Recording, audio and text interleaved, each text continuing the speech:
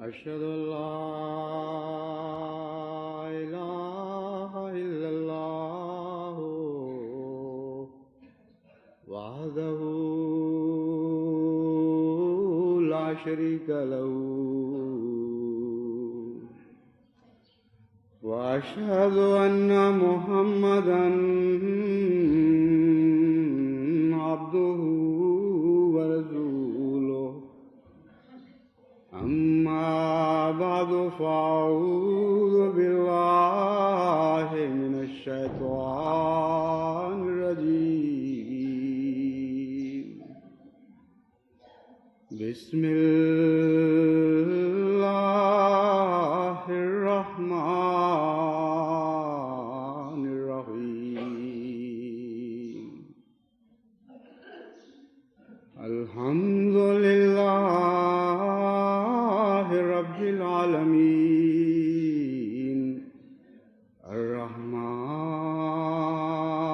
الرحمن الرحيم مالك يوم الدين إياك نعبد وإياك نستعين اهدنا الصراط المستقيم صراط الذين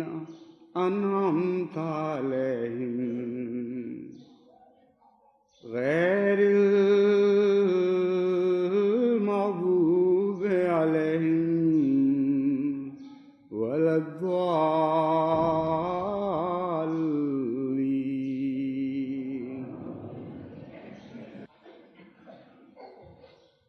سال بسال جماعت احمدیہ کی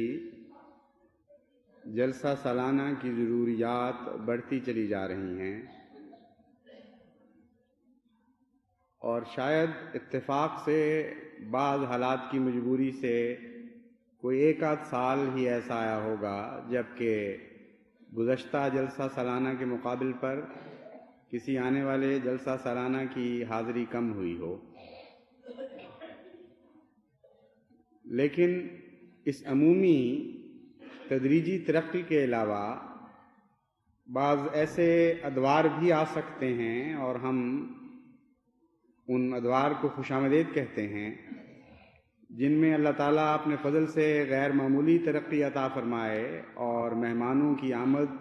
ہماری توقع اور عام اندازوں کے مقابل پر بہت بڑھ جائے، خصوصاً جب آپ دنیا بھر میں دعوت اللہ کر رہے ہیں اور ایک نئے عزم اور نئے ولولے کے ساتھ دنیا کے کونے کونے میں احمدی اللہ تعالیٰ کے فضل کے ساتھ ایک نئے دعوت اللہ کے دور میں داخل ہو رہا ہے، تو پھر اپنے رب پر حسن ظن کرنا چاہیے اور یہ یقین رکھنا چاہیے کہ اس دعوت میں برکت بھی ہوگی، ان کوششوں کو ہماری توقعات سے بڑھ کر میٹھے پھل لگیں گے، اور بکثرت لوگ احمدیت یعنی حقیقی اسلام میں داخل ہوں گے۔ یہ توقع اور حسن ظن اپنے رب پر رکھ کر جب ہم سفر کریں گے تو لازماً بکثرت دنیا بھر سے مختلف قوموں میں سے نئے داخل ہونے والے ذوق در ذوق سلسلے میں داخل ہوں گے، اور جب ہم ان کو دعوت دیں گے اپنے مرکز میں آنے کی اور جلسہ سالانہ میں شمولیت کی، تو لازماً گزشتہ اندازوں کے مقابل پر آئندہ بہت زیادہ مہمانوں کا انتظام کرنا ہوگا۔ یہ تو وہ اندازے ہیں جو پھیلتی ہوئی دعوت کے نتیجے میں طبی اندازے ہیں، لیکن ایک ایسا جلسہ سالانہ بھی آنے والا ہے جسے جبلی کا جلسہ کہہ سکتے ہیں، جس میں ان غیر متوقع اضافوں سے بھی علاوہ کچھ اضافے متوقع ہیں، کیونکہ جبلی کا سال ایک ایسا خاص ولولے کا سال ہوگا کہ کوئی بعید نہیں کہ ایسے بیمار بھی چلے آئیں جن کو چرپائیوں پر اٹھا کر لوگ لا رہے ہوں، کوئی بعید نہیں کہ ایسے بستر پر پڑے ہوئے بے قرار ہو کر اپنے رشتہ داروں اور عزیزوں کو مجبور کر دیں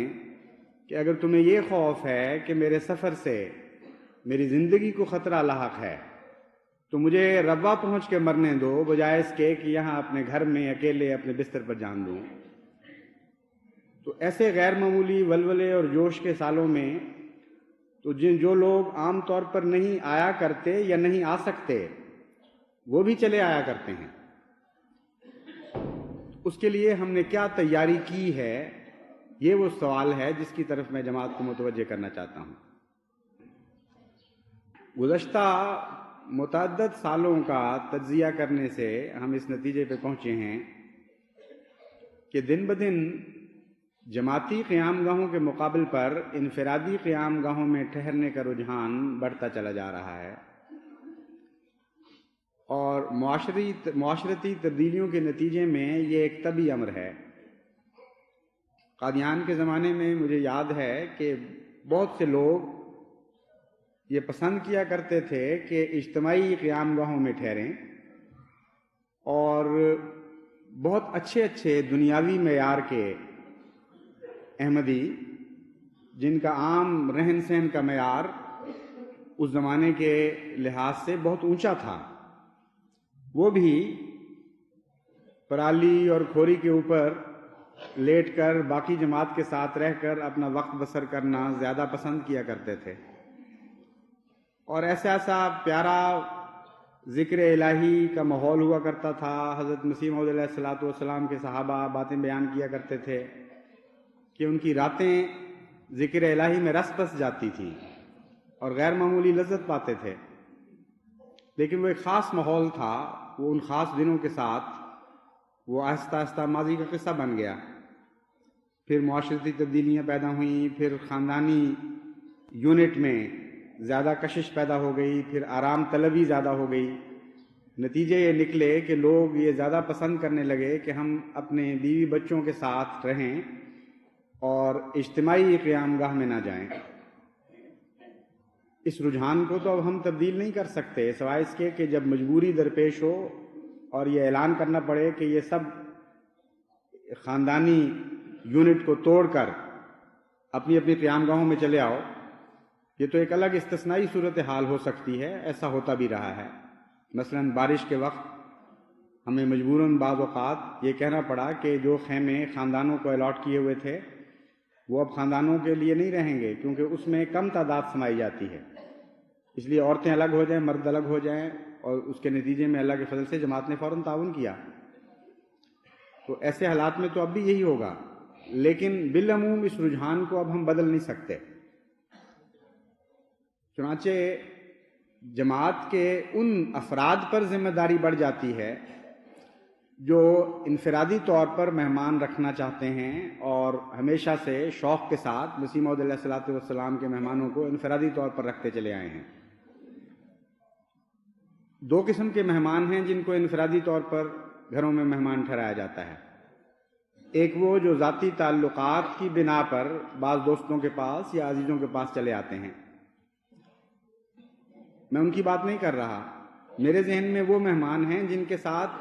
بعض گھر والوں کے کوئی بھی ذاتی مراسم نہیں ہوتے، بعض اوقات انہوں نے نام بھی نہیں سنا ہوا ہوتا، لیکن وہ اپنے گھر کے کمرے حضرت مسیح موعود علیہ الصلوۃ والسلام کے مہمانوں کی خاطر انتظام کے سپرد کر دیتے ہیں کہ ایسے مہمان جو نازک طبع ہیں، جو اجتماعی قیام گاہوں میں نہیں ٹھہر سکتے، وہ ہمارے گھر ہمارے کمرے میں آ کے ٹھہریں۔ اور بعض دفعہ غیر ملکی مہمانوں کے لیے ان کے معاشرے کے مطابق فلش سسٹم وغیرہ کا جو جدید سہولتیں ہیں ٹوائلٹس کی وہ مہیا کرنے کی ضرورت ہوتی ہے۔ چنانچہ یہ تحریک کی گئی اور ربوہ میں بہت سے لوگ ایسے ہیں جنہوں نے محض اس نیت سے اچھے غسل خانے بنائے ہیں تاکہ جب سال بسال مسیح موعود علیہ الصلوۃ والسلام کے مہمان تشریف لائیں تو وہ ایسے کمرے ان کو پیش کر سکیں جن کے ساتھ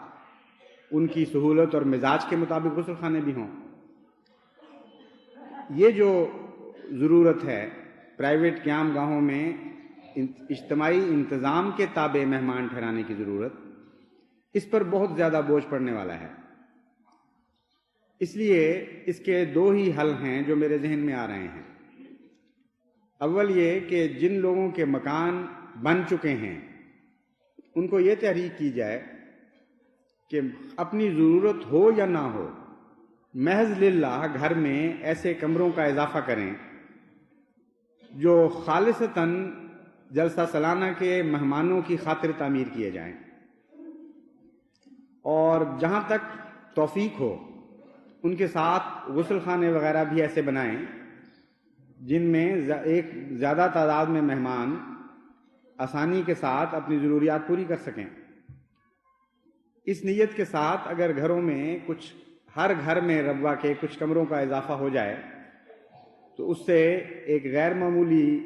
سہولت مہیا ہو جائے گی۔ لیکن اس کے علاوہ جو بہت ہی ضروری امر ہے وہ یہ ہے کہ خالی پلاٹوں میں گھر تعمیر کیے جائیں۔ میں نے جو جائزہ لیا ہے مجھے دیکھ کر یہ تعجب ہوا کہ اتنی بڑی تعداد میں ابھی خالی پلاٹ پڑے ہوئے ہیں کہ اگر ان کو آباد کیا جائے تو ہمارے مہمانوں کو موجودہ جگہ سے تقریباً 3 گنا زیادہ جگہ مہیا ہو سکتی ہے۔ اگر یہ 7 کمرے بھی بن جائیں جیسے کہ میں نے بیان کیا ہے اور یہ خالی پلاٹ آباد ہو جائیں تو بہت محفوظ اندازے کے مطابق ہم مہمانوں کے لیے موجودہ جگہ سے 3 گنا زیادہ جگہ مہیا کر سکتے ہیں۔ شاید اس سے بھی بڑھ جائے یہ تعداد۔ اس کی وجہ یہ ہے کہ جو مہمان آج مہمان بنے ہوئے ہیں ان میں سے بہت سے ایسے ہیں جن کے خالی پلاٹس موجود ہیں اور وہ اپنے گھر ٹھہرنے کی بجائے اپنا گھر بنا کر کسی اور کے گھر میں ٹھہرتے ہیں۔ تو اگر وہ اپنے لیے گھر بنائیں گے تو اپنے کمرے کے لیے بھی اپنے کمرے میں خود ٹھہر کر باقی کمرے مہمانوں کے سپرد کر سکتے ہیں، اور جو کمرے وہ خالی کریں گے ان میں پھر دوسرے مہمان ٹھہر سکتے ہیں۔ اس وقت جو نسبت ہے وہ یہ ہے کہ 1 اور 2 کی نسبت سے اگر ہم بیرونی نئی آبادیوں کو شامل کر لیں تو 1 اور 2 کی نسبت سے خالی پلاٹ پڑے ہوئے ہیں۔ ان نئے مکانوں میں زیادہ مہمان اس لیے سما سکیں گے کہ بہت سے ایسے پلاٹ والے احباب ہیں جو مالک ہیں پلاٹس کے، جو باہر رہتے ہیں اور ہر سال جلسے پہ خود آ ہی نہیں سکتے، اس لیے اگر وہ مکان بنائیں گے تو لازماً وہ مہمانوں کے کام آئیں گے۔ تو ان سارے امور کو مد نظر رکھ کے میرا اندازہ ہے کہ انشاءاللہ 3 گنا تعداد بڑھ سکتی ہے مہمانوں کی، یعنی 3 گنا بڑی ہوئی تعداد کے لیے سہولتیں مہیا ہو سکتی ہیں۔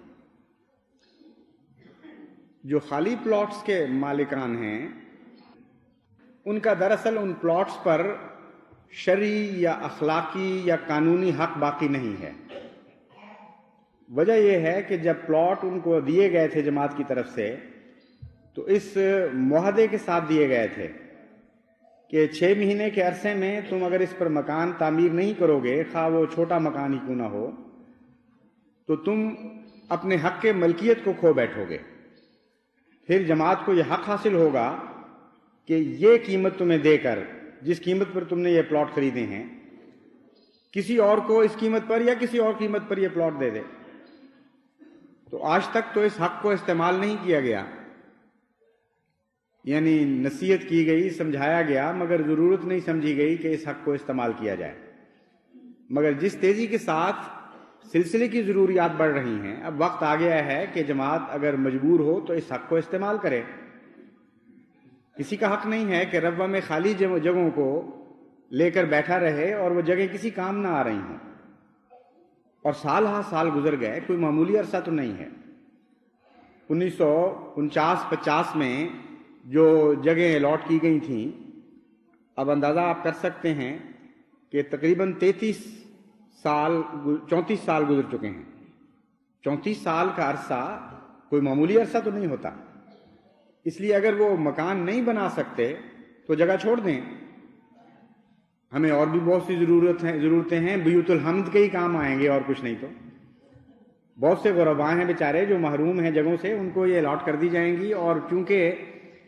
سستی قیمت پر دیے گئے تھے، نسبتاً سستی قیمت پر اب بھی دیے جا سکتے ہیں۔ اس لیے جو دوست بھی مکانوں کے مالک، فرضی مالک بن کے بیٹھے ہوئے ہیں، فرضی مالک اس لیے کہ حقیقی مالک تو وہ نہیں رہے، شرائط کے مطابق ان کا حق ملکیت ختم ہو چکا ہے، اس لیے جو دوست بھی اب فرضی مالک بن کے بیٹھے ہوئے ہیں ان کو میں 6 مہینے دیتا ہوں. 6 مہینے کے اندر یا تو مکان کی تعمیر شروع کروائیں یا جماعت کے سامنے اپنے وجہ جواز پیش کر کے اجازت حاصل کریں کہ 6 مہینے کے اندر ہمارے لیے مکان شروع کرنا ممکن نہیں ہے، لیکن اتنی مزید مدت اگر ہمیں مل جائے تو ہم شروع کر سکیں گے. اور اگر یہ دونوں باتیں نہ کریں تو پھر ان کو اس فرضی ملکیت سے بھی ہاتھ دھونے پڑیں گے، اور یہ ملکیت کسی اور کے نام جماعت منتقل کرے گی جو جلدی مکان بنانے کی ضمانت دے گا. چند سال صرف رہ گئے ہیں جوبلی کے جلسے کو، اور تعمیر کے کام ایسے ہیں جو وقت لیتے ہیں شروع ہونے پر. اگر 6 مہینے میں تھوڑی سی 1-2 کوٹریاں ہی بنائی جائیں تو پھر انہوں نے پھر آگے بڑا ہونا ہے، انہوں نے مزید وسعت اختیار کرنی ہے. چند سال لازماً تعمیر کے کاموں کو لگتے ہیں. اس سلسلے میں ایک ان کی مدد ہم کر سکتے ہیں. ایسے مالکان جن کو اس وقت توفیق نہیں ہے زیادہ روپیہ خرچ کرنے کی، ان کی 2 طرح سے مدد ہو سکتی ہے. اول تو یہ کہ وہ اپنے مسائل پیش کریں اور مشورہ مانگیں کہ ان مسائل کو ہم کس طرح حل کر سکتے ہیں. جہاں تک جماعت کے وسائل ہوئے، جہاں تک توفیق ہوئی، انشاءاللہ تعالی ایسے معاملات میں جو واقعی اپنے اندر جواز رکھتے ہوں نرمی بھی کی جائے گی اور رہنمائی بھی کی جائے گی، اور جہاں تک ممکن ہوا مدد بھی کی جائے گی. دوسرا پہلو یہ ہے سستے مکان تعمیر کرنے کے لیے انتظامات کرنا. اس سلسلے میں کچھ کام تو ایسے ہیں جو پہلے ہی شروع کیے جا چکے ہیں. کراچی میں ہمارے ایک احمدی انجینئر ہیں معمر دوست سید غلام مرتضیٰ شاہ صاحب، جنہوں نے مشرقی پاکستان میں سستے مکان بنانے کا ایک منصوبہ شروع کیا جو سیمنٹ کے بغیر اور پکی اینٹوں کے بغیر بنائے جاتے ہیں، لیکن ان کے اندر سٹینگ پاور یعنی باقی رہنے کی طاقت اتنی ہے کہ مشرقی پاکستان کے سیلابوں کو بھی وہ برداشت کر گئے اور وہاں کی بارشوں کو بھی، باوجود اس کے کہ ان میں کوئی سیمنٹ استعمال نہیں ہوا تھا. تو ان سے میں نے ملاقات کی تھی. وہ بہت معمر ہو چکے ہیں اور ان کے لیے چلنا پھرنا بھی مشکل ہے، مگر ذہن ماشاءاللہ بہت روشن ہے، اور وہ تکلیف کر کے ملاقات کے لیے تشریف لائے اور تمام پہلوؤں پر ان سے گفتگو ہوئی. اور جہاں جہاں وہ مکان بنے ہوئے ہیں آج موجود ہیں ان کی تحقیق کے لیے مقرر کیا جا چکا ہے کہ دوست انجینئر جائیں اور ان کا جائزہ لیں. وہ مکان بنانے کی ٹیکنیک اگر مزید ڈیولپ کی جائے، مزید اس کو ترقی دی جائے تو اینٹوں کا خرچ نصف سے بھی کم بلکہ 1/3 رہ جاتا ہے. اور اس کے علاوہ ایسے مکان گرمیوں کے نقطۂ نگاہ سے بہت ٹھنڈے اور بہتر ہوں گے. اور ان کا یہ فرمانا تھا کہ ان مکانوں کے اوپر 2 منزلیں بھی بنائی گئی ہیں اور وہ ٹھیک ہیں. اسی طرح یہ جائزہ بھی لیا جا رہا ہے کہ سستی چھتیں کس طرح بنائی جا سکتی ہیں، دیر پا اور سستی اور ہمارے موسم کے لحاظ سے ٹھنڈی رہنے والی چھتیں. چنانچہ ہمارے احمدی انجینئرز نے اس سلسلے میں بھی کام شروع کر دیا ہے. بعض ایسی کمپنیاں بھی علم میں آئی ہیں جو بہت تیز رفتاری کے ساتھ وسیع پیمانے پر مکان بنا کر دیتی ہیں اگر ان سے ٹھیکہ کیا جائے. اور ایک مکان جو 800 مربع فٹ کا ہو وہ تقریباً 75 سے 80 ہزار روپے تک اگر ان سے ٹھیکہ ہو تو وہ بنا دیں گے. اور عام غریبانہ ضروریات کے لیے 500 مربع فٹ تک بھی مکان کافی ہو سکتا ہے. اور کمروں کی ساخت اس طرح بنائی جائے کہ ایک کمرے میں گھر سمٹ جائے اور جلسے کے لیے ایک وسیع کمرہ خالی کر دیا جائے اور ساتھ ان کے غسل خانہ ساری چیزیں شامل کر کے یہ اندازہ ہے. تو اس کمپنی سے بھی گفت و شنید کی جا رہی ہے. اگر ایسے احمدی احباب جو اس اسکیم میں شریک ہو کر اپنا مکان بنوانا چاہیں وہ اپنے ارادے سے مطلع کر دیں تو پھر بیوت الحمد کے مکانوں کے علاوہ ایک بڑی تعداد ان انفرادی مکانات کی ایسی مل جائے گی جس کے نتیجے میں بڑی کمپنیاں کام کو ہاتھ میں لینے پر آمادہ ہو سکتی ہیں۔ علاوہ ازیں بھی میں احمدی انجینئرز کو ایک دعوت عام دیتا ہوں کہ جماعت احمدیہ کی خصوصی ضروریات اور ربوہ کے ماحول اور ربوہ کے معاشرے اور ربوہ کے مہمان نوازی کے تقاضوں کو مد نظر رکھ کر وہ نسبتاً سستے، مضبوط، سادہ مگر آرام دہ گھر تجویز کریں، اور اگر ایکسپیریمنٹل ضروریات کے لیے یعنی تجرباتی ضروریات کے لیے کچھ رقم کی ضرورت ہو، کچھ پلاٹس کی ضرورت ہو تو جماعت اس کے لیے تیار ہے۔ یہاں ربوہ میں انشاءاللہ تعالیٰ ان کو سہولتیں مہیا کی جائیں گی، وہ تجربتاً چھوٹے مکان بنا کے دکھائیں اور جو اللہ تعالیٰ نے ان کو ذہنی جلا عطا فرمائی ہے اس کو خدمت دین میں استعمال کریں۔ تو جہاں تک مکانات کا تعلق ہے، میں سمجھتا ہوں آئندہ چند مہینے میں ہم ذہنی طور پر اس بات کی تیاری کر لیں گے کہ کس قسم کے مکان بننے چاہیے اور سستے سے سستے کس طریق پر مکان بنائے جا سکتے ہیں۔ جہاں تک اپنی ریسورسز، اپنے ذرائع آمد کو استعمال کر کے اور سمیٹ کر نئے مکانوں کے لیے سرمایہ مہیا کرنے کا تعلق ہے، تمام مالکان، خالی پلاٹس کے مالکان ابھی سے ان باتوں پر غور شروع کر دیں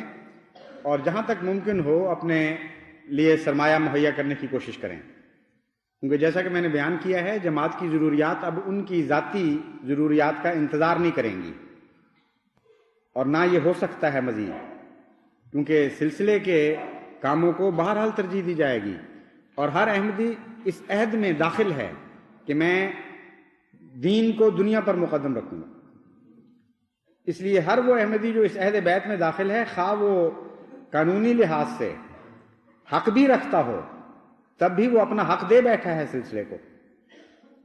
اور جب بھی سلسلے کا مفاد ہو تو سلسلہ یہ توقع رکھے گا کہ وہ اپنے ذاتی مفاد کو قربان کریں۔ اس لیے میں امید رکھتا ہوں کہ انشاءاللہ تعالی اس روح کو ملحوظ رکھتے ہوئے کسی بدمزگی کے بغیر اللہ تعالیٰ اپنے فضل سے سلسلے کے کاموں کو جاری فرما دے گا۔ دوسری بات میں یہ کہنی چاہتا ہوں کہ جب سے مذہب کا آغاز ہوا ہے، اہل مذہب کی ایک ایسی تقدیر ہے جسے کبھی آپ تبدیل ہوتا نہیں دیکھیں گے۔ میری مراد مذاہب کے آغاز سے بھی ہے اور مذاہب کے ان ادوار سے بھی ہے جب اللہ تعالیٰ نے احیاء نو کی خاطر ان میں اپنی طرف سے نئے امام بھیجے۔ جب بھی یہ واقعات ہوئے ہیں، جب بھی خدا کی طرف سے بلانے والے نے کوئی آواز بلند کی ہے، خواہ وہ صاحب شریعت نبی تھا یا ایک غیر شارع تابع نبی تھا، ایک واقعہ ایسا ہے جو ضرور ہوا ہے، اور وہ یہ کہ تمام دنیا نے ان ماننے والوں کو تباہ و برباد کرنے کی کوشش کی ہے۔ تمام دنیا نے اپنا پورا زور لگایا ہے کہ اس سلسلے کو نیست و نابود کر دے، اور ہر کوشش کی گئی ہے، اور جواز اور عدم جواز کی بحثیں چھوڑ دی گئی ہیں، بلکہ واقعہ یہ ہے کہ ایک بھی جائز کوشش نہیں کی گئی بلکہ ساری ناجائز کوششیں کی گئی ہیں ان سلسلوں کو مٹانے کے لیے، کیونکہ حق کو مٹانے کے لیے کوئی وجہ جواز ہے ہی نہیں۔ اللہ تعالیٰ کی طرف سے بلند ہونے والی آواز کو نیست و نابود کرنے کے لیے کوئی جائز وجہ ہو ہی نہیں سکتی عقلاً، جبکہ وہ آواز صرف یہ کہہ رہی ہو کہ ہم نے اللہ کی طرف سے ایک منادی کرنے والے کی آواز کو سنا اور آمنا کہہ دیا، اور اسی کی طرف اب تمہیں بلاتے ہیں۔ یہ آواز اتنی معصوم اور اتنی بے ضرر ہے کہ اس آواز کو مٹانے کے لیے کوئی جائز وجہ کسی کے پاس نہیں آ سکتی۔ اس لیے تبھی نتیجہ یہ نکلتا ہے کہ جھوٹ اور فساد اور فتنے اور تمام ناجائز ہتھیاروں کو استعمال کر کے ان سلسلوں کو مٹانے کی کوشش کی جاتی ہے۔ یہ ایک ایسی تقدیر ہے جو ایک طرف ایسے سلسلوں کو لاحق ہے اور دوسری طرف ان کی سچائی کا بھی اعلان کر رہی ہوتی ہے، اور تیسری طرف اس بات کی بھی ضمانت دیتی ہے کہ اس سلسلے میں اب صرف سچے ہی داخل ہوں گے، کیونکہ جھوٹوں کو توفیق نہیں ہو سکتی کہ کسی بات کو قبول کرنے کے لیے ادنا سے بھی قربانی پیش کریں۔ بڑے مرد میدان کا یہ کام ہوا کرتا ہے کہ موت کو آنکھوں میں آنکھیں ڈال کر دیکھے اور پھر آگے قدم بڑھا لے۔ تو وہ الہی سلسلے جن کے ارد گرد خدا کی تقدیر ایک آگ کی دیوار کھڑی کر دیتی ہے، اس میں صرف وہی داخل ہونے کی جرات کرتے ہیں جنہوں نے ابراہیمی صفات سے ورثہ پایا ہو، اور وہ ابراہیمی صفات اس بات کی بھی ضامن ہوا کرتی ہیں کہ اس آگ کو گلزار بنا دیا جائے گا۔ بس یہ ایک ایسی تقدیر ہے جو جماعت کے ساتھ بھی ایک اٹل تقدیر کے طور پر ہمیشہ جاری رہے گی۔ اس جماعت میں کمزور دلوں کا کام نہیں ہے، اس جماعت میں ان لوگوں کا کوئی کام نہیں جو اپنے رب پر توکل نہیں رکھتے، جو خدا کی خاطر اپنا سب کچھ قربان کر دینے کے لیے دل و جان سے آمادہ نہیں۔ اس جماعت میں تو صرف وہی لوگ آئیں گے اور وہی رہ سکتے ہیں جنہوں نے ایک فیصلہ داخل ہوتے وقت کر لیا تھا، یا تجدید بیعت کرتے وقت وہ ذہنی طور پر یہ ارادہ کر چکے تھے کہ ہم نے اپنی جانیں، اپنی اموال، اپنی عزتیں، اپنے آبروئیں، اپنے عزیز ترین اقربا کو اللہ کے ہاتھ پر بیچ دیا ہے، اور اب ہمارا کچھ نہیں رہا۔ جو کچھ بظاہر ہمارا ہے یہ اس وقت تک ہے جب تک خدا کی تقدیر بخوشی ہمارے پاس رہنے دیتی ہے۔ جب خدا کی تقدیر کی رضا یہ ہوگی کہ یہ ہمارے پاس نہ رہے تو ہماری رضا بھی یہی ہوگی کہ ہمارے پاس نہ رہے۔ یہی وہ لوگ ہیں جن کے متعلق اللہ تعالیٰ فرماتا ہے لا الا ان اولیاء اللہ لا خوف علیہم ولا هم یحزنون، جو پہلے ہی سب کچھ دے بیٹھے ہوں ان کو خوف ہو ہی نہیں سکتا۔ ہاں اگر نیت میں کھوٹ ہو اور انسان واقعتاً نہ دے بیٹھا ہو اور زبانی طور پر منہ کی باتوں کے لحاظ سے دے بیٹھا ہو تو ایسا آدمی ہمیشہ ترساں اور لرزاں رہتا ہے کہ کہیں واقعتاً ہی یہ قربانی نہ کر دینی پڑے۔ لیکن جو پختہ ارادے کے ساتھ اپنے رب سے ایک سودا کرتے ہیں وہ لازماً خوف سے آزاد کیے جاتے ہیں اور توکل کے ایک اعلیٰ مقام پر ان کو کھڑا کیا جاتا ہے۔ چنانچہ اس واقعہ کا سب سے زیادہ حسین اور دلکش نظارہ دنیا نے جنگ بدر کے موقع پر دیکھا، جب کفار مکہ کا ایک ایلچی میدان کا جائزہ لینے کے لیے آیا، یعنی مسلمانوں کے کیمپ کا جائزہ لینے کے لیے آیا، تو اس نے واپس جا کر ایک رپورٹ پیش کی۔ اس نے کہا کہ میں وہاں کچھ لنگڑے دیکھ کے آیا ہوں، کچھ کمزور دیکھ کے آیا ہوں، کچھ بوڑھے دیکھ کے آیا ہوں، کچھ بچے دیکھ کے آیا ہوں، کچھ ایسے دیکھ کے آیا ہوں جن کا اوپر کا بدن ننگا ہے، کچھ ایسے دیکھ کے آیا ہوں جن کے ہاتھ میں لکڑی کی تلواریں ہیں، کچھ ایسے دیکھ کے آیا ہوں جن کے پاس ٹوٹے پھوٹے ہتھیار ہیں۔ یہ وہ لوگ ہیں اور تعداد بھی ان کی بہت کم ہے، تعداد ان کی 313 ہے تمہارے مقابل پر۔ یہ باتیں وہ بیان کر رہا تھا اور سننے والے خوش ہو رہے تھے کہ یقینی فتح کی خوشخبری دی جا رہی ہے، لیکن دیکھنے والے نے نتیجہ کچھ اور نکالا۔ اس نے کہا کہ میں یہ سب کچھ دیکھنے کے بعد تمہیں واپس جانے کا مشورہ دیتا ہوں، کیونکہ تمہارے مقدر میں یقیناً شکست لکھی گئی۔ بڑے تعجب سے ان سرداروں نے اس سے سوال کیا کہ تمہیں کیا ہو گیا ہے، تم باتیں کچھ اور بیان کر رہے ہو اور نتیجہ کچھ اور نکال رہے ہو۔ اس نے کہا نہیں، میں نتیجہ ٹھیک نکال رہا ہوں، کیونکہ میں نے وہاں 313 زندہ نہیں دیکھے، 313 موتیں دیکھی ہیں جو تمہارے مقابل پر نکلی۔ ان میں سے ہر ایک کے چہرے پر یہ عزم لکھا ہوا تھا کہ میں مر کر واپس جا سکتا ہوں، اس کے سوا میں اب یہاں سے اس میدان سے نہیں ٹلوں گا۔ تو وہ لوگ جو موت کا ارادہ کر کے ایک مردہ کی شکل میں دنیا میں نکلے ہوں، ان کو دنیا میں کوئی نہیں مار سکتا۔ انسان کی تلوار ان کو نہیں مار سکتی، ان کی اپنے ضمیر کی آواز ان کو ختم کر چکی ہوتی، ان کا اندرونی فیصلہ ان کو مار چکا ہوتا ہے۔ اس لیے اس نے کہا کہ ان موتوں پر تم فتح نہیں پا سکتے، یہ موتیں ہیں جو تمہیں ہلاک کریں گے۔ اور ایسا ہی ہوا۔ کتنا صحیح اندازہ تھا اس اندازہ لگانے والے کا، اور کتنا ذہین انسان تھا۔ اور یہ وہ تقدیر ہے جو ہمیشہ سے جاری رہی ہے، اور اس تقدیر کا ایک لازمی نتیجہ ہے جو میں نے بیان کی ہے۔ جب بھی الہی جماعتیں اپنا سب کچھ خدا کے حضور پہلے عہد میں ہی سپرد کر چکی ہوتی ہیں اور اپنا کچھ رہنے نہیں دیتی، تو یہ وہ کنگال ہیں جن کے اوپر دنیا کے عظیم ترین متمول انسان بھی فتح نہیں پا سکتے. یہ وہ نہتے ہیں جن کے اوپر دنیا کے سب سے زیادہ مسلح قوم، سب سے زیادہ مسلح اور ہتھیار بند قومیں بھی فتح نہیں پا سکتی، کیونکہ ان لوگوں کے مقدر میں شکست نہیں رہتی باقی. اور اللہ اس بات کی ضمانت دیتا ہے کہ یہ شکست ان کے نصیب میں نہیں لکھی جائے گی. پھر ایک اور تقدیر بھی ان کے حق میں جاری ہوتی. یہ تو ایک دنیا دار انسان لیکن ذہین و فہیم انسان کا فیصلہ تھا کہ ایسی قومیں شکست نہیں کھایا کرتی جو پہلے ہی سب کچھ فدا کر کے نکلی ہوں. جس طرح طارق نے کشتیاں جلائی تھیں تو دنیا والے یہ سمجھتے ہیں مفکر کہ کشتیاں جلانے کے نتیجے میں اس کو فتح نصیب ہوئی، لیکن اہل اللہ کے لیے ایک اور تقدیر بھی کام کرتی ہے، اور وہ یہ ہے کہ اللہ تعالیٰ کی نصرت ان کو کبھی نہیں چھوڑتی. وہ اس یقین کامل کے ساتھ زندہ رہتے ہیں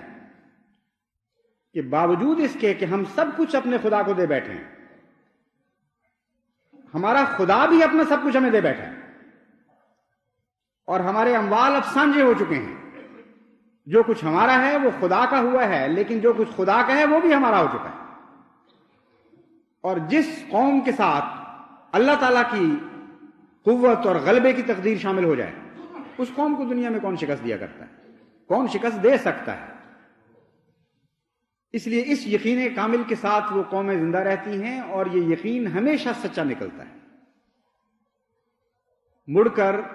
آدم کے آغاز سے لے کر حضرت محمد مصطفیٰ صلی اللہ علیہ وآلہ وسلم کے زمانے تک کی، اور پھر اپنے زمانے میں اپنی تاریخ کا مطالعہ کر کے دیکھیں،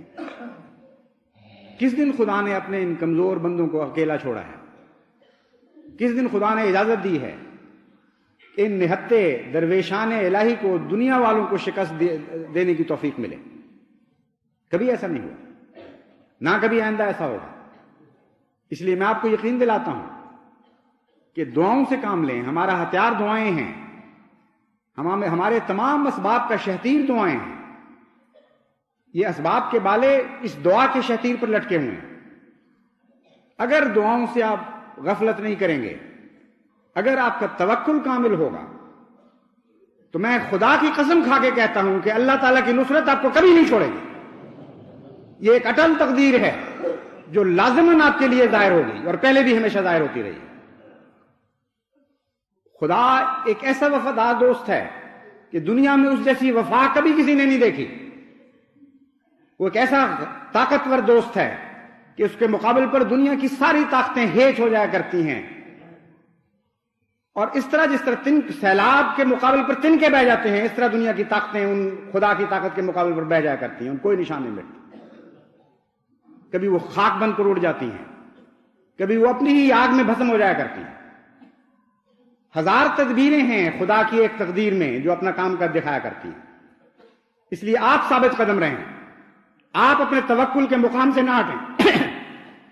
آپ اپنی دعاؤں میں انتہا کر دیں، پھر دیکھیں کس طرح میرے مولا کی نصرت آپ کی مدد کے لیے دوڑی چلی آئے گی. چند دن صبر کر کے دیکھیں، لازماً یہ نظارہ آپ دیکھیں گے کہ یہ جو آفات و مصائب کے بادل ہیں، جو خون برسانے کی دھمکیاں دے رہے ہیں،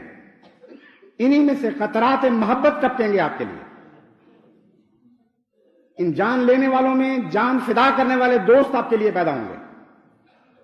اور احمدیت کے غلبے کی تقدیر اٹل تقدیر ہے، اس نے جاری و ساری رہنا ہے، اور کوئی دنیا کی طاقت نہیں جو اس تقدیر کو بدل سکے.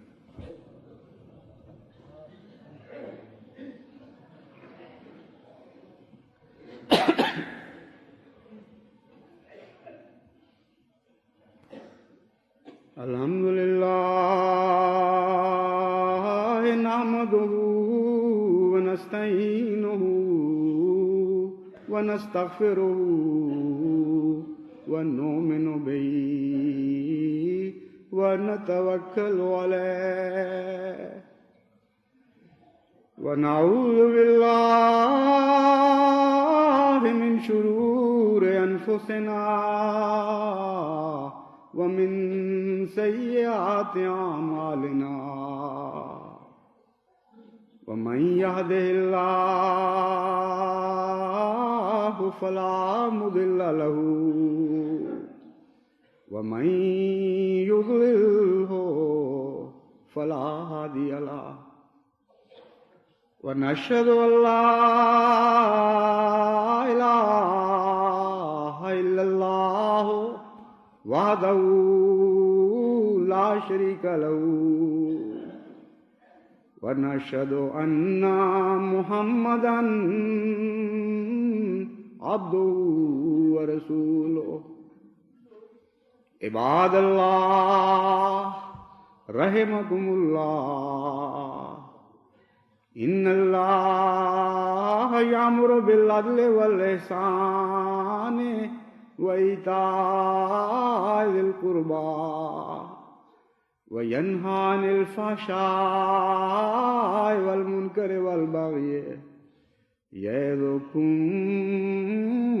لعلكم تذكرون